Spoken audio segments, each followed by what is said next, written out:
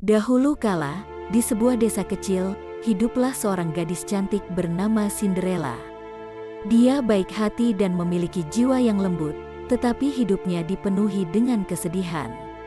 Setelah kematian orang tuanya yang tercinta, Cinderella ditinggalkan dalam perawatan ibu tirinya yang jahat dan kedua saudara tirinya, Anastasia dan Drizella. Ibu tiri Cinderella kejam dan memperlakukannya sebagai pelayan di rumahnya sendiri.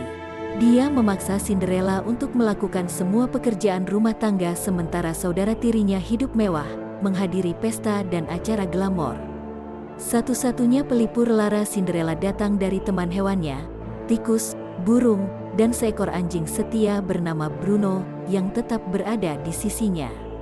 Suatu hari, raja negeri itu mengumumkan pesta besar untuk menghormati putranya, Pangeran Tampan.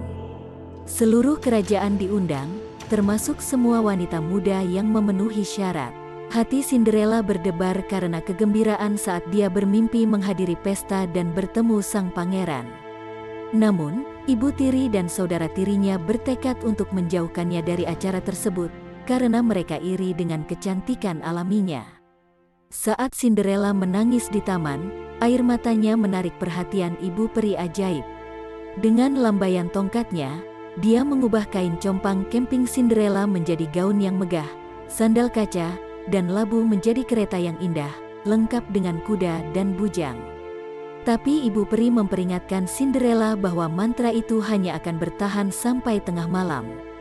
Dipenuhi dengan kegembiraan, Cinderella tiba di aula dan segera menarik perhatian Pangeran Tampan. Dia terpikat oleh keanggunan, kecantikan, dan sifat lembutnya. Mereka menari dan berbicara sepanjang malam, membentuk koneksi instan. Namun, menjelang tengah malam, Cinderella mengingat peringatan ibu peri dan buru-buru meninggalkan aula, meninggalkan salah satu sepatu kacanya. Pangeran Tampan bertekad untuk menemukan gadis misterius yang telah mencuri hatinya. Dia menyatakan bahwa dia akan menikahi wanita yang kakinya pas dengan sepatu kaca. Para pewarta kerajaan pergi dari rumah ke rumah, mencoba sepatu itu pada setiap wanita muda di negeri itu.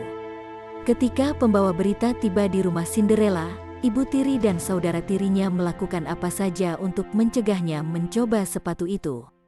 Tapi kebaikan dan kecantikan batin Cinderella bersinar, dan ibu peri campur tangan sekali lagi, memastikan bahwa Cinderella mendapatkan kesempatannya.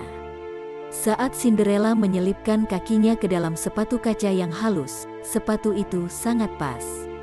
Ibu tiri dan saudara tirinya tercengang dan merasa iri saat mereka melihat Cinderella berubah menjadi putri yang bersinar di depan mata mereka.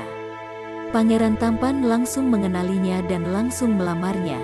Cinderella memaafkan ibu tiri dan saudara tirinya atas penganiayaan masa lalu mereka dan mengundang mereka untuk tinggal di istana bersamanya. Sejak hari itu, dia menjadi putri tercinta, yang dikenal karena kebaikan hatinya dan dedikasinya untuk membantu orang lain.